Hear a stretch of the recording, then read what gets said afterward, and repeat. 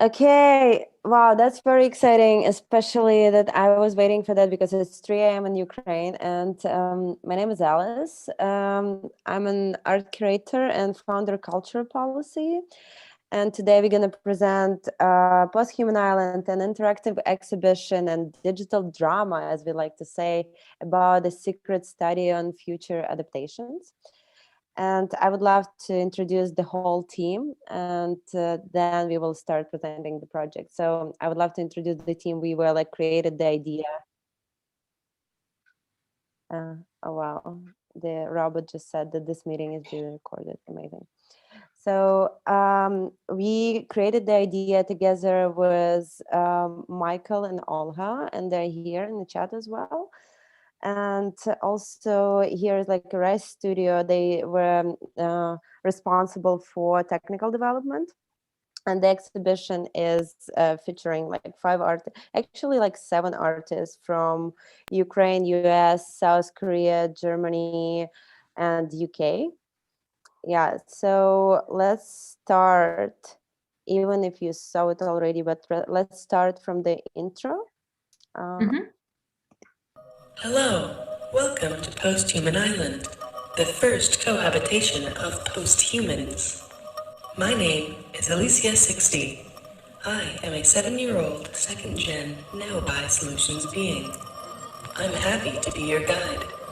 Posthuman Island is the birthplace of over 5 humans who have helped adapt into their most organic posthuman selves.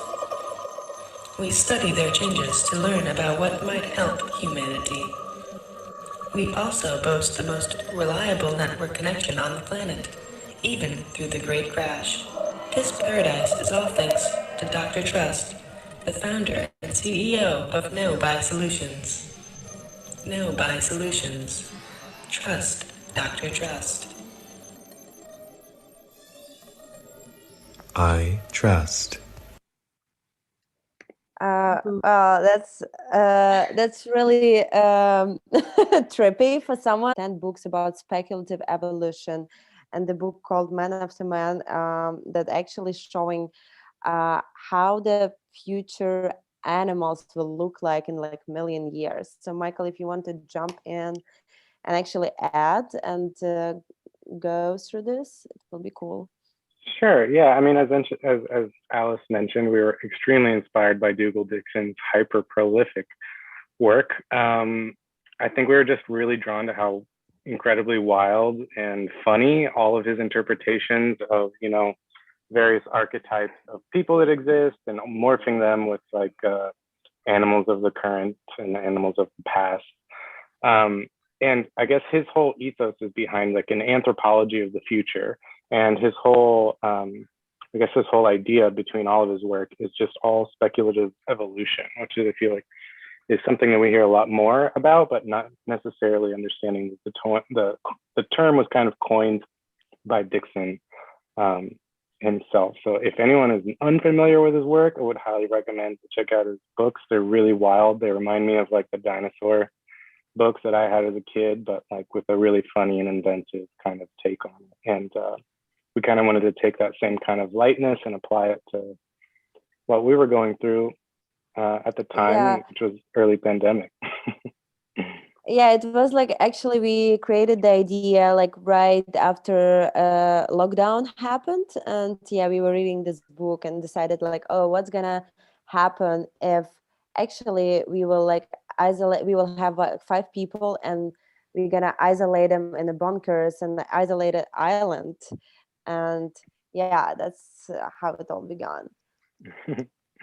Yeah, so we wanted to put a backstory and a narrative to these like kind of 5 artist interpretations of what these kind of imagined evolutions might be if a human was left in a room with one-way access to the internet, and then we kind of played with the idea of like quantum evolution and a technology that would exist to allow a million years worth of our time to happen in a shorter amount of time through this this evolutionary process. And like where we're at with AI by the year 2060 was when we decided to kind of land as our current time for Posthuman Island. We wanted to kind of speculate, I guess, on the evolution of how human biology and psychology under the influence of AI.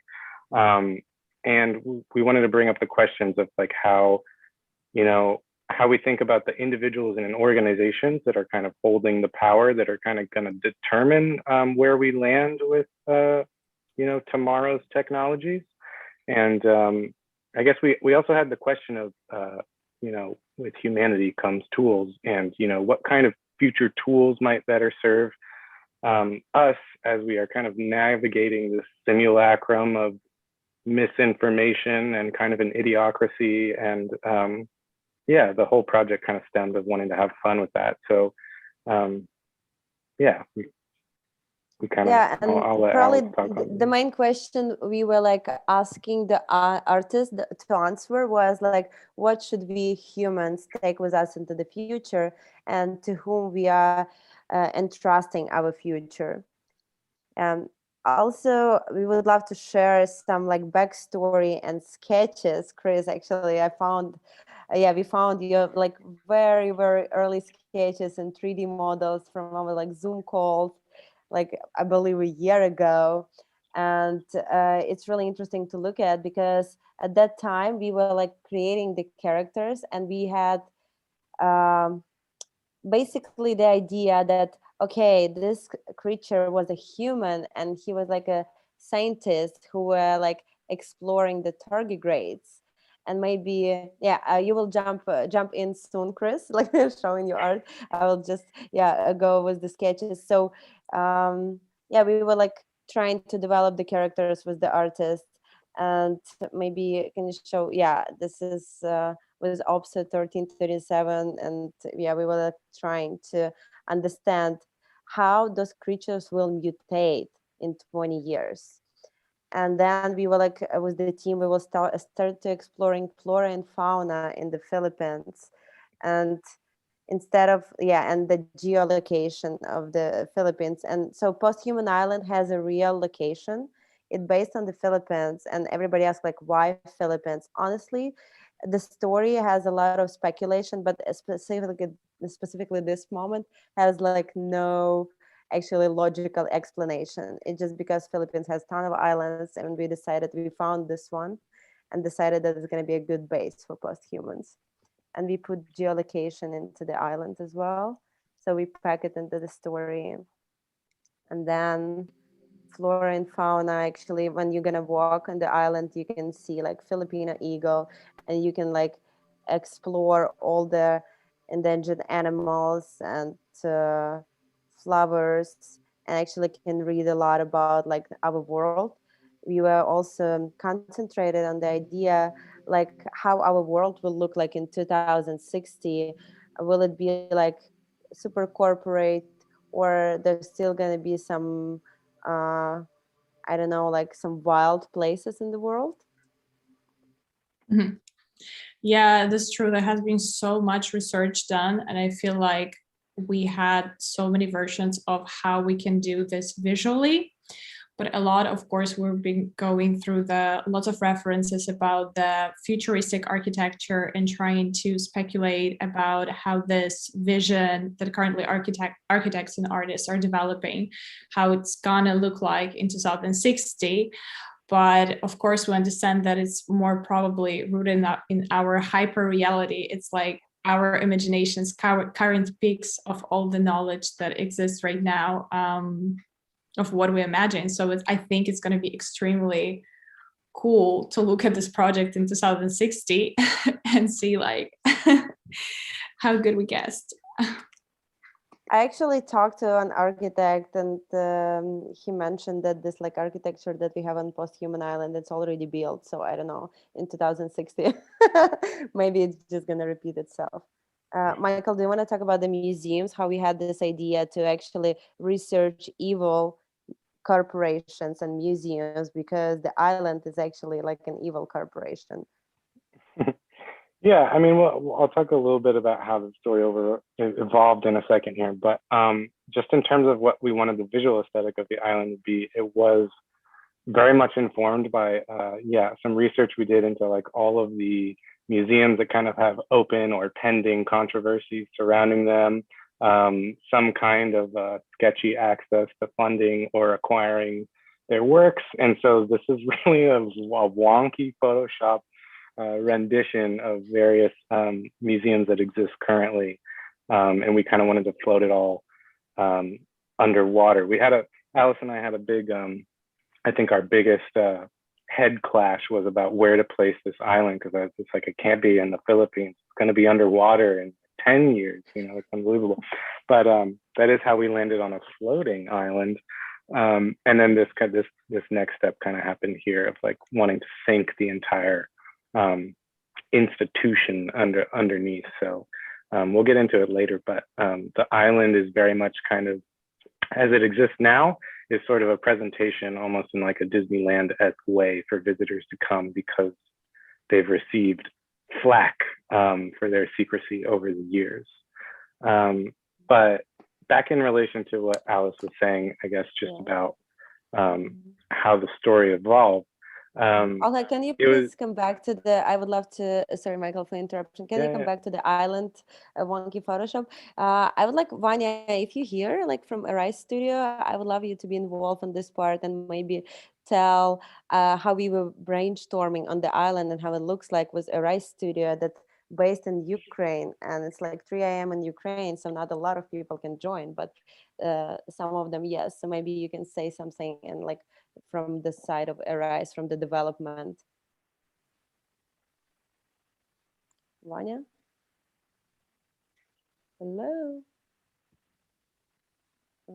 I'll ask him to unmute. I'm not sure if okay. Hi guys, okay, cool. Do you hear me? Yeah, I don't see you though. Do you have a video, a camera? Yeah. Thank you for having me today. Like you said, Alice, before, there is a really cool journey for all of us, and I'm really happy that we finally released this project as well, because I remember when we just started the conversation about how it can look like, and that the main essence that our team is really like, that the project have a big story behind that. So I don't know, there is like maybe 3-4 iteration where we try to find the visual solution for our future island. And I remember when we find exactly the right prototype that everybody say, wow, that's what we all like. So even did you remember this, Alice? When I do.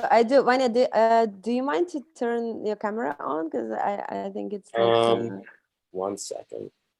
Yeah, I want to see you. Yeah, so actually this project happened especially because big thank you to Arise Studio, because Vanya came to me and said like, hey, listen, we're so tired of commercial work and we would love to do something mind-blowing.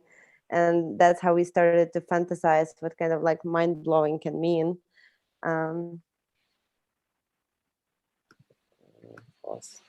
Okay, Alice, I need your approval for the video.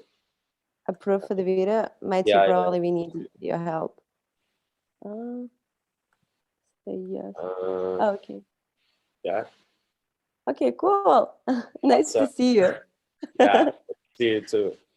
Thank you, guys. Yeah, you're totally right, because this is a really interesting project that we built simultaneously with our commercial project, but here was a really big, interesting story, and I'm really happy to see it live, because I remember the first sketch, and now that's a real digital project that everybody can. What was the hardest part? What was the hardest part for your team to build? I think the hardest part was the finalize the concept idea, because this is a slippery slope where you try to find the best visual solution and don't miss you can find this solution a very long time. And I'm really happy that we, going through this journey very quickly, find and approve the concept, the future project that we want to see during the couple months. And yeah, I think the hardest part that we start developing during the holidays. So it's really hard to combine all part of different team in one place to discuss the initial project, but we make it. Cool.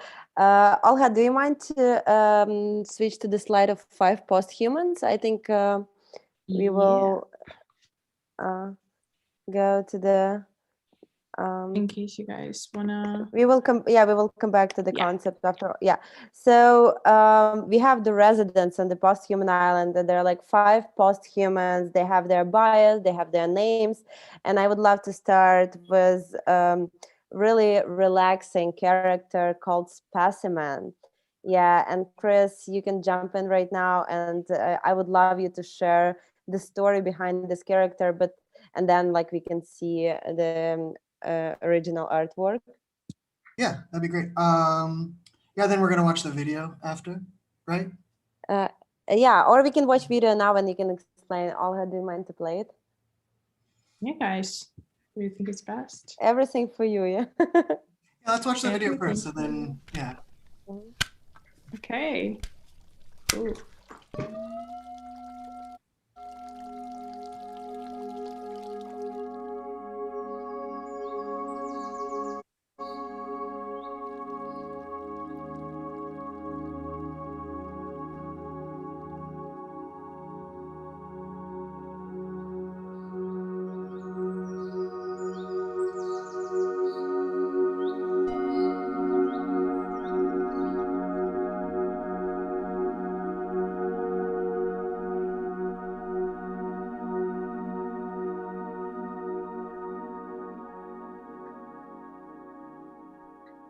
Focus on the sound of my voice.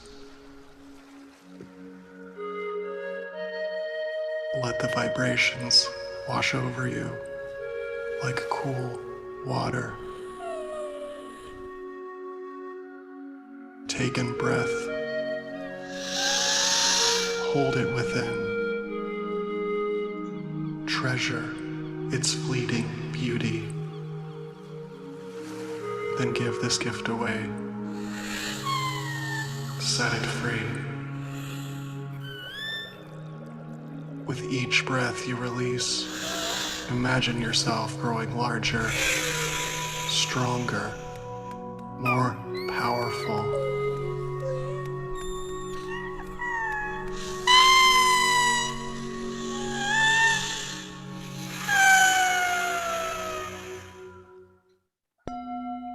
Repeat after me. I am a bear. I am ferocious.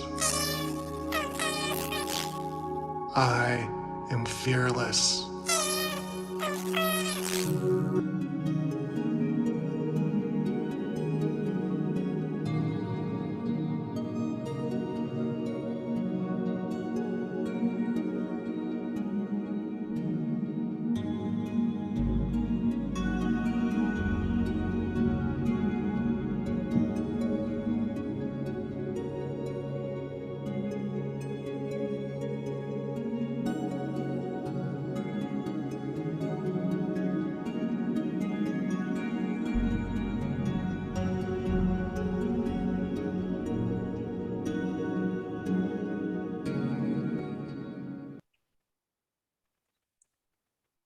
Yeah.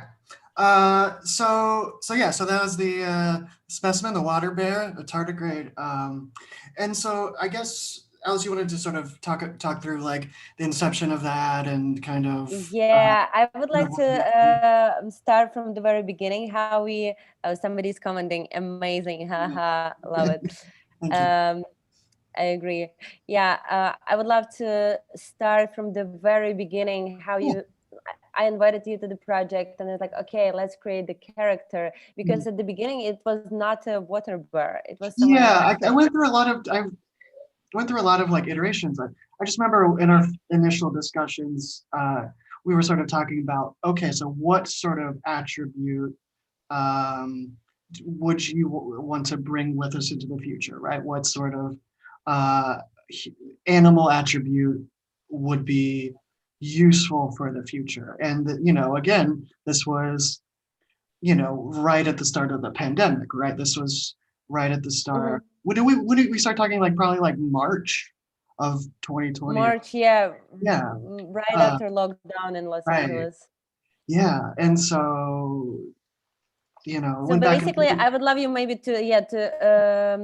present it, like, why specimen? Why Sure. did you give the name like specimen? Oh, the name. Well, I mean, basically, this is the sort of pandemic where you're trying to think about what sort of attributes would be useful in the future. And, I went back and forth with that for a long time, because the future at that moment felt completely uncertain. Like, it still feels uncertain, right? Like, what is the future going to look like? What does, and what I kept coming back to is this idea of the tardigrade, right? I don't know how many of you know about this, but a tardigrade is like a microscopic creature who it can survive, in the vacuum of space. It can survive for like 8 years without drinking water.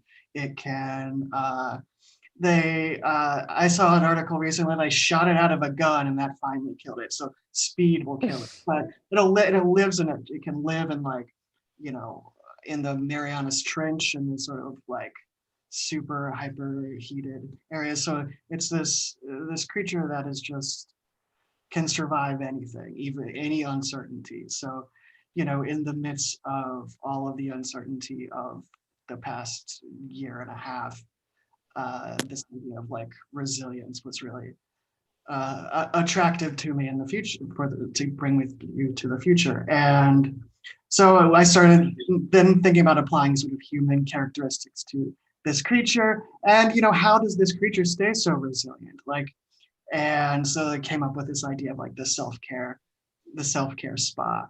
And then we started to integrate that into the story, it became this researcher that was researching tardigrades, and I forget exactly, but Dr. Trust somehow kind of turned this person into a tardigrade. So this specimen is very into meditation and self-care tapes and things like that. How close is this idea to you? Like, because sometimes, like, the painters I'm painting were like auto portrait. Yeah, definitely. Yeah, I mean, it's definitely like a response to what I was feeling at the time, for sure. Like, it's a response to this uncertainty, climate uncertainty.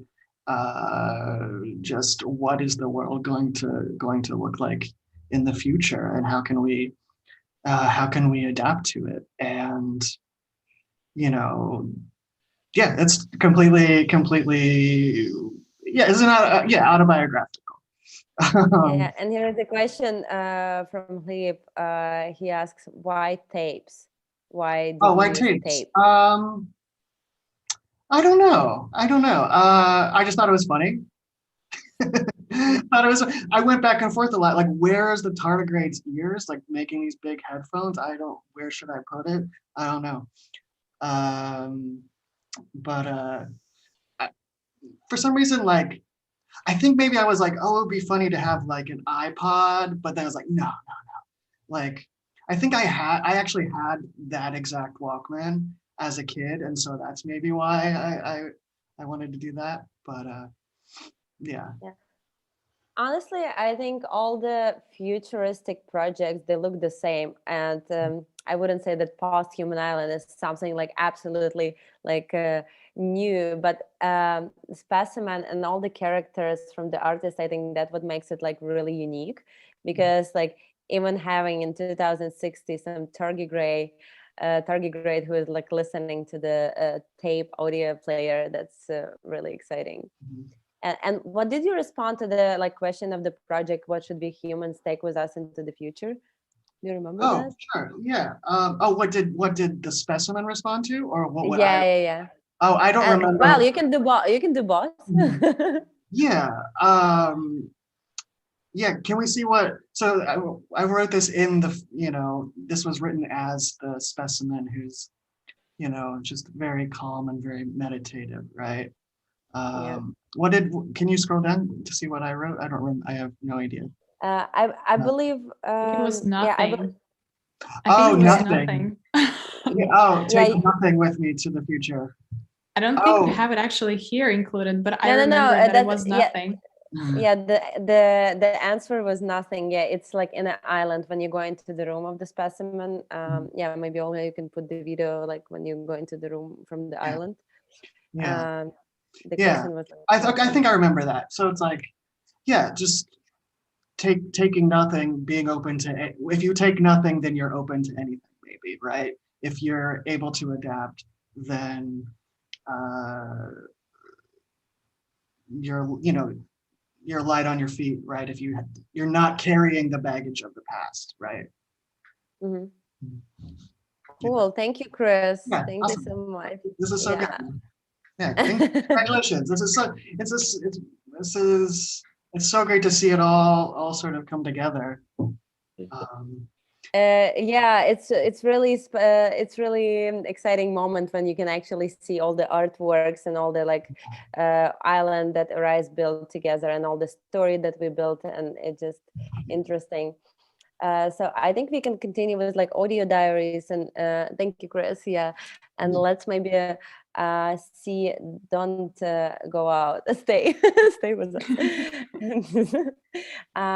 Let's play Wednesday's artwork and then like audio diaries. And Marie, you can maybe like jump in and share the process, how you were working with the artist, visual artist as a musician, and how did you build this like audio diaries, because each Posthuman has an audio diary that basically a diary from the artist, what they wrote, like based on how their day goes. Yeah, so let's listen to Wednesdays.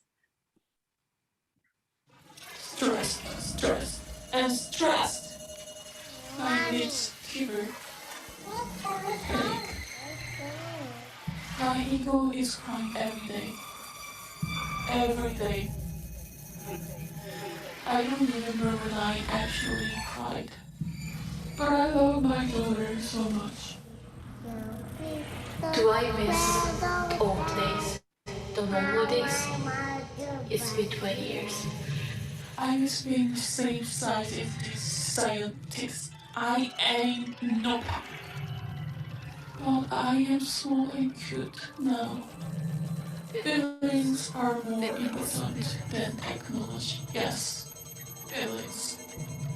I believe I can be human again.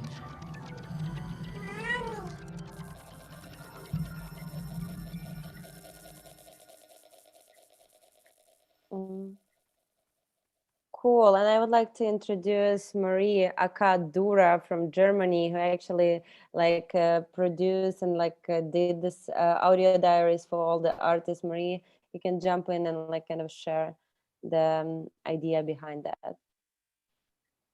Yes, thank you. Yeah, it was very interesting because every artist I worked with was a different kind of working with at least the project, of course, with the characters. And in the Wednesday's character, Vivi, or what do you say, Vivi?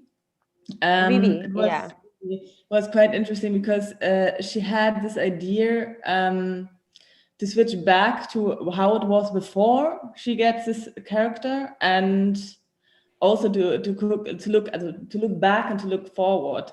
And so I was deciding to also get more than just one voice, so that's something you listen. Probably it was, I think, 3 different kind of voices, but at least it was just the artist talking, and it's everything the same, but it's in different areas. And for me, it was important to have this inside voice and to feel it is like a space, and she is somehow in a cage. And I don't know, by working with her or with this kind of project, I just got the information and some pictures and this one audio talking from the artist, and yeah, and then I have to build something, but I don't have was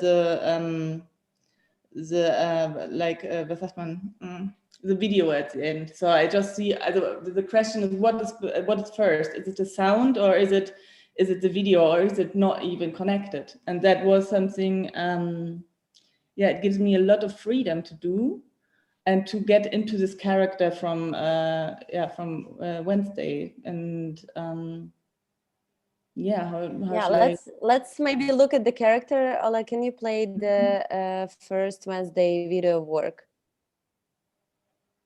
Yeah.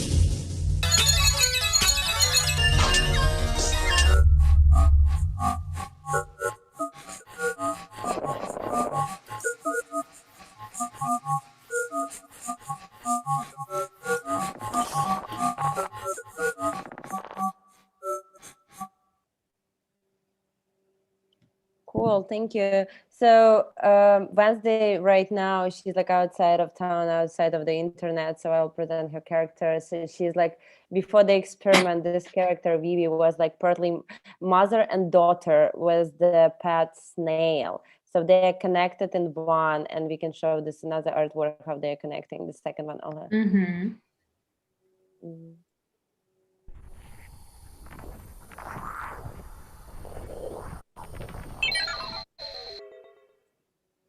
So she was tired of being like mother and daughter in like separate bodies, and decided to unite her character like in one body. So how was like, Marie, how was like to work with Wednesday and adding like also child voice?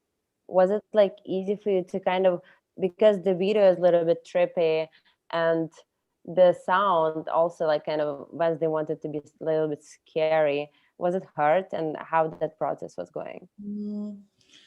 Well, hard, at least all of these characters very stressed, of course, and to have another child into it makes it more stress, and also to yeah, still to be interesting in this stress situation. And for me, it was definitely super good to work with her, definitely, and also to understand. So I have no children, but I can really imagine how she feels. She has so many things she likes to do and ideas of living, and at least she's always have to combine everything. And now with the voice to get it in, to add it, it was just we saying underline. It was good for this project to have it, because then you recognize how she can feel, or how it can be stressful, but on the other side also joyful. Yeah. Cool, thank you, Marie. And I'm very excited that all the artists like actually having a chance, thank you, Gray Area, to meet each other right now. And we also have Toby here from OPSO 1337. Yeah, Toby, you can like jump in, and we're gonna have the video with the NBS, with the rat. And that's a funny story behind that as well. Toby? Okay, we start with video, right? Yeah.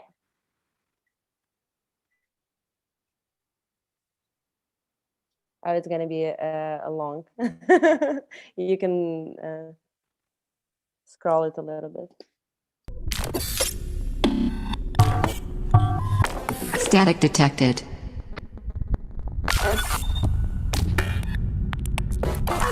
Tracking. Accessing data hub.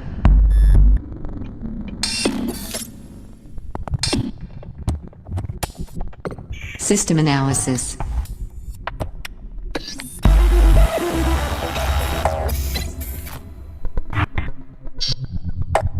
Organic shell compromised.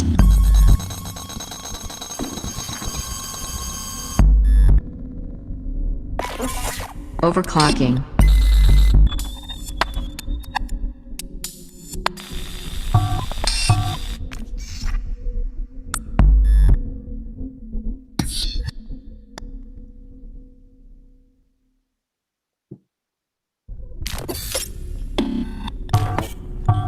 I think Static detected. We can pause for a second. Yeah.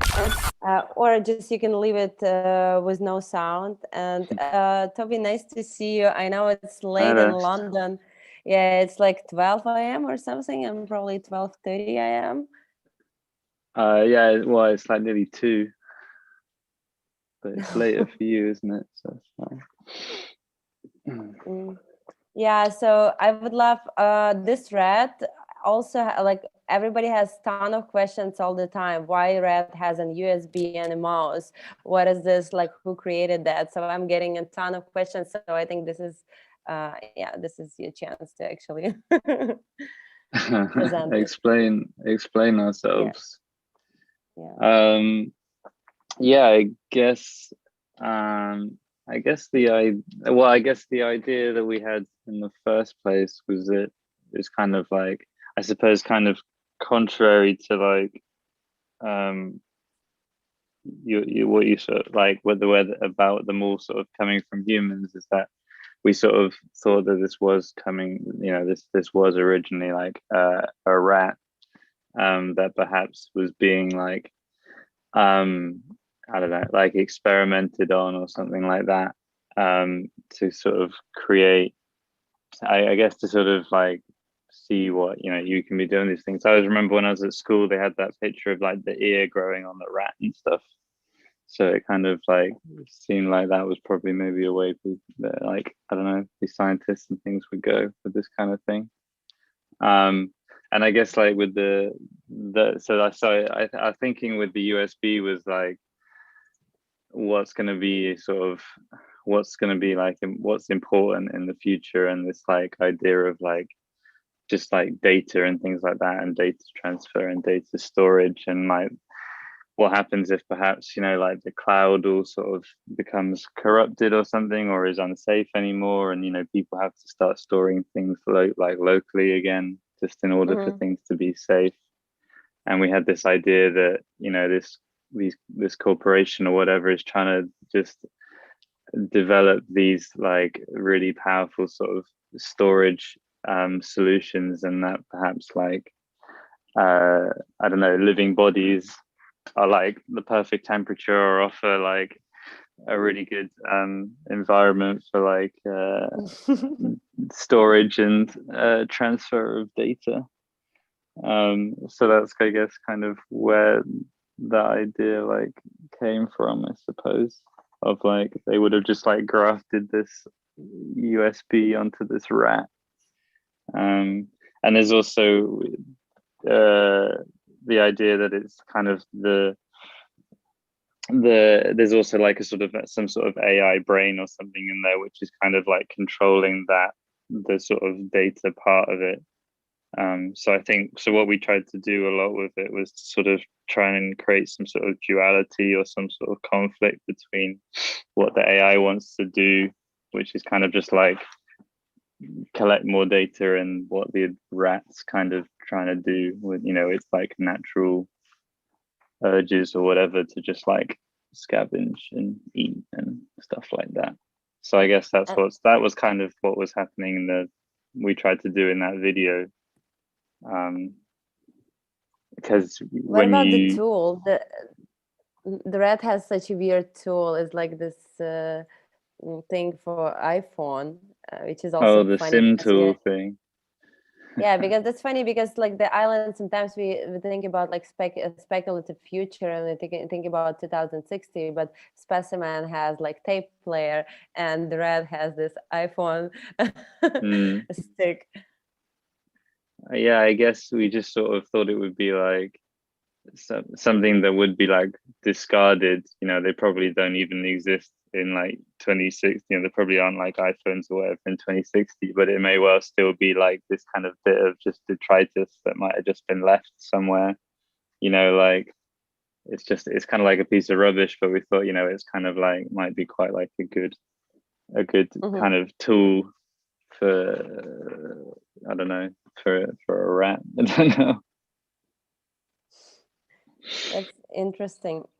Yeah, and I know that actually like it has like also weird bio, like you were writing this like bio for the Red that like AI is always interrupting the Red, or like the system is always interrupting the Red. Can you talk about it like a little bit? Yeah, so yeah, we basically, with the questions and stuff, we kind of felt like the rat probably isn't going to be the one like that's talking to you. It's more likely to be the AI. So we sort of tried to like answer the questions as the kind of AI. So like, and then it kind of refers to the rat as its host, and it's sort of like when it says like relationship status, you know, it talks about its longest relationship being with the rat and things like that. So I think there's a kind of like I don't know if there's like affection or not. Maybe that's kind of open to like interpretation or to your imagination. I don't know, but like it'd be kind of cute if there was, I think. Cute. Thank you so much. I will probably like close it up with the question I asked Chris before. What do you think we should take with us into the future after this like pandemic time and experience? What is like what one thing you will take with you? It can be anything. I don't know. I'll like I don't know, make sure you appreciate like going out and seeing people and stuff, I suppose. Don't take that for granted. That's very true. Yeah. Cool. Thank you, Toby. I'm really grateful you were able to join with like London nighttime, and That's all right. yeah, and meet another artist as well.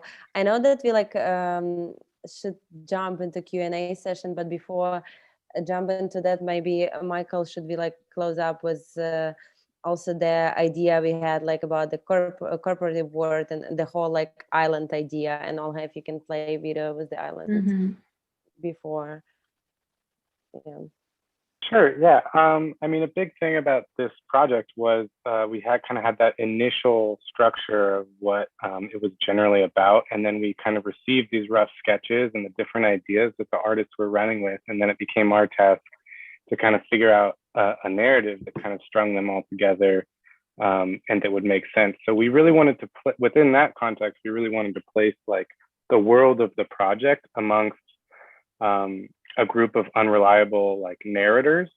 And so we sort of landed with a few different ones. It's basically this kind of future anthropologist, a post-human anthropologist who escapes the island and becomes a sort of whistleblower. So they're the one that is revealing, I guess, for the first time what's been going on for the past 59 years, because the organization was founded in 2001 in response to Silicon Valley's kind of inability to use the internet for good, more or less, or for like a really truly re-envisioned future. And so that one side of the narrative was our first release, in which kind of the malpractices that are taking place on the island was brought to light.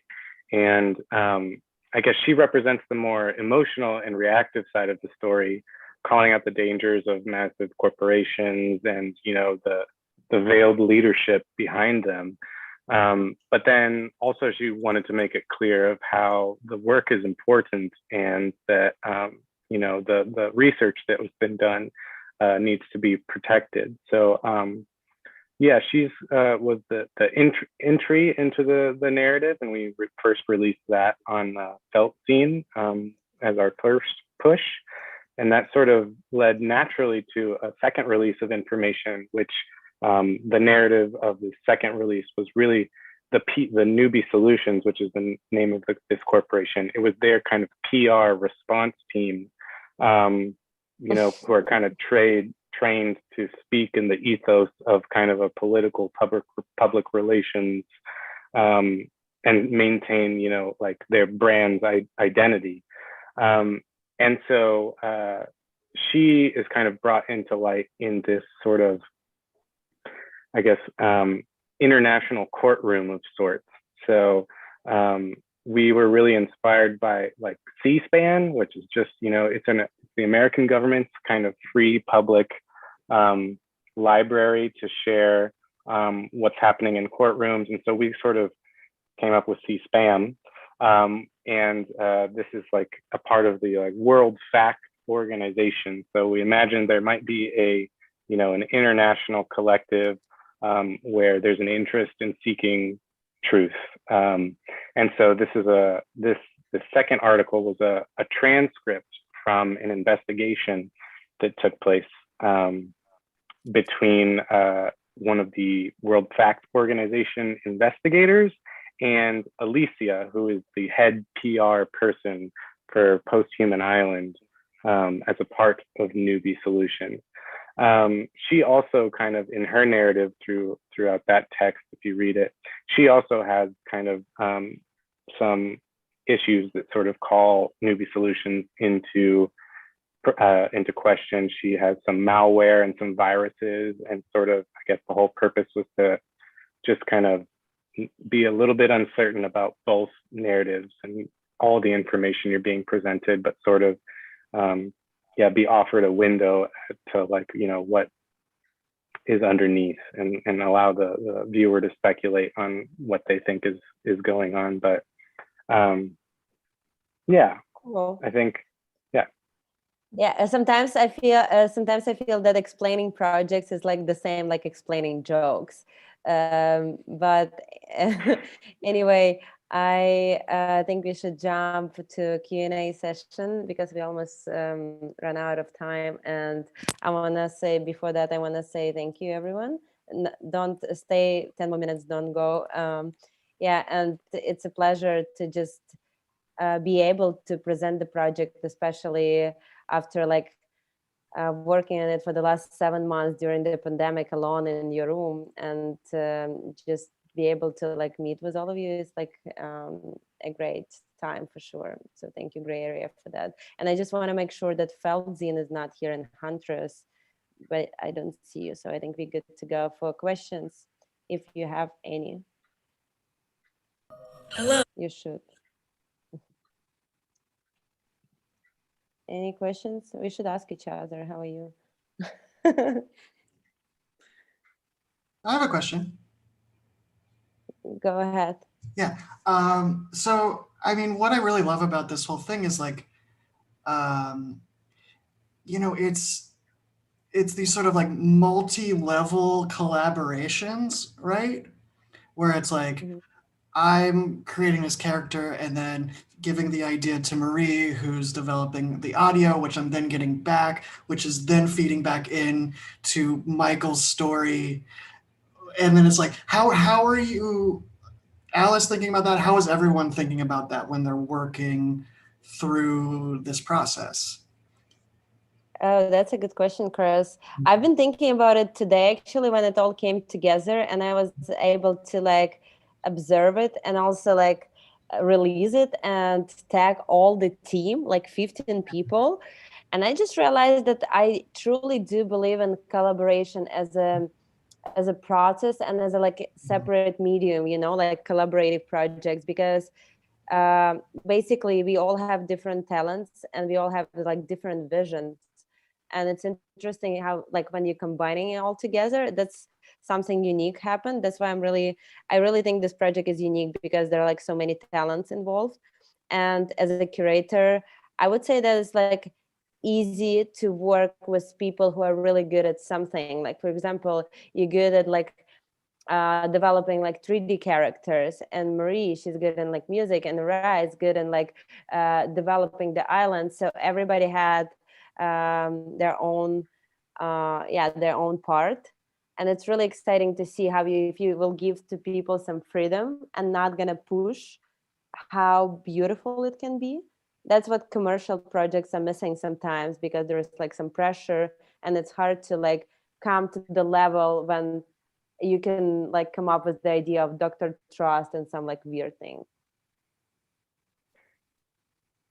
Yeah, and I'd just say, like, for me, it was just a really cool experience to have this project unfold in the way that it did, in which it kind of started with a construct. We received, sketches and ideas from the artists, and like the story was 1000% ping-ponged back between what was being built and how we were going to string it all together. So it really like was an organic place that it landed. And I'm first and foremost like trained as a filmmaker, so for me it was a really cool and kind of different process to, I guess, explore something where we're having I guess mock-ups and visualizations and ideas being thrown up on the wall, and it was just kind of constant rewriting in a way that was just really it was really rewarding and really cool, and every single thing had a butterfly effect of what each kind of person brought to the table. So it was a cool collaboration for me. Looking forward to more. Oh no, just kidding. To piggyback off that, to piggyback off that, Michael, I just remember when when we were talking, I was talking with Marie, I was like, oh, I want sort of like a Zen kind of meditative music, new agey music. And I think that's all I said to Marie. And then I just got it back, and it was perfect. It was just like, this is exactly what I had in my mind. And I was like, so like you were saying, Alice, like you just give people a little bit of just a prompt, and then sort of give them trust, and to sort of continue the sort of to build out the story. So we're all like world building in our each little ways, for sure. Cool. Thank you, Chris, for that. Like, it's inspiring, actually. I think, sorry, I just wanted to say that, like, I think Marie did a really great job with the music, actually, because like similarly, we just like sent some like bits of like Goldie or something, or like, can we just have these like metallic noises, and she just like absolutely kind of like smashed it. So yeah, it was really good. Thank you. You have feedback. Finally, feedback after a year, Marie. See, it just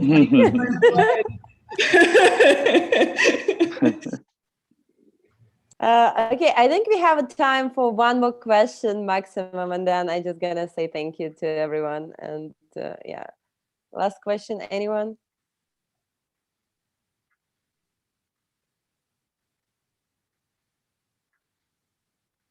Well, I'm gonna sing the song then. Just kidding. Okay, if not, so I will probably just mention what Olga, you wanted to say about digital drama, when we were like thinking how to name it, because it's like an interactive exhibition, but also it's like kind of a digital drama, a book you can read visually. Maybe you can add something about that. Okay.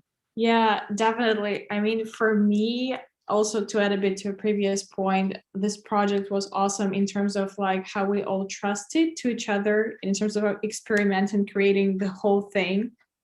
And I think when a few weeks ago I was thinking about it, and I was like, this is definitely like a book. It's like a digital drama that we all created, meaning that it's a visual story that trying to speculate, that actually captures everything. We're very involved. Like, it was very, very interesting. Like today, someone's like, oh, there is like this recorder, and there is like this book and the headphones. And it actually shows how we are so rooted in the like what is valuable for us right now. And I think that it's going to be very interesting how this project is going to come up on the whole network within the artists. I think it's like going to cause some influence, and hopefully it's going to create some inspiration for the artist who wants to experiment with the questions of what's going to happen in future and how we perceive the future today.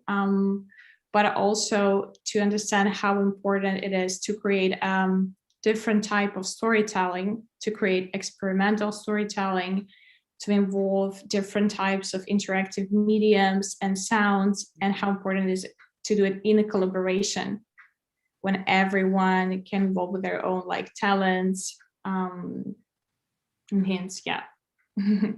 Cool. Oh, I also cool. Thank you, Alha. I also think Mark, you are here. Mark, if you're here, can you like turn on the camera and maybe say something? Mark is editor-in-chief of Feldzine, and we've been like in partnership with Feldzine for, I don't know, for all these 2 pieces, and I'm really grateful for that. So maybe you can add something if you hear me and you're still here, Mark.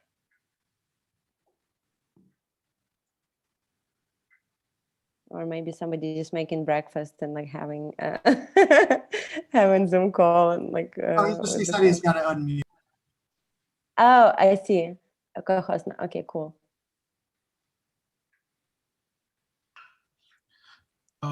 Yeah, hey everyone. Yeah, just thank you for having me. I'm honestly just really glad to be here. Shout out to just all of the amazing artists, and like to Alice, like, you know, well, we wouldn't even have Feldzine if it wasn't just for the amazing community of artists that are just involved in just like supporting us, and you know, we just help to support y'all. And I love this community and just everything that we're a part of.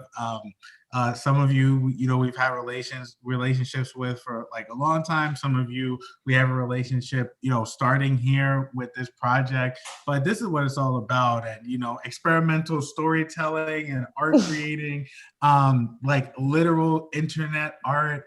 It really doesn't, you know, get much better than this. Like everything that that you all have said, I couldn't say it any better. So I just say thank you, and you know, thank you for trusting us, and you know, shout out to Gray Area. You know, we're also partially based in the Bay Area, so like this coming together is really dope. It's just like there's so much sick stuff happening from net art, Bay Area art. You know, people just like pushing the boundaries. You know, weird kids doing dope stuff. I'm for all of it. These are all my communities, and you know, yeah, we're with each other. So all I can say is thank you, and everything that this project has been about, everything that's been created with it has just been mind blowing and powerful and real and authentic. And you know, there's deep stuff that this project talks about, and I think that yeah, it's just, I don't know, it just does everything that I hope for art to do. Wow, that's really inspiring, and I think it's a good note to finish on. Thank you, Mark, for supporting us. And honestly, I know it's a big deal for a lot of artists. I have like we have like artists from Ukraine here, and we've been reading Feldzine since like, I don't know, since 5 years old. Yeah, so yeah, it's a pleasure, and thank you one more time, Gray Area, for hosting us, and thank you, Rice Studio, for building the island. Thank you to all the artists and our team, like Cultural Policy. You're the best.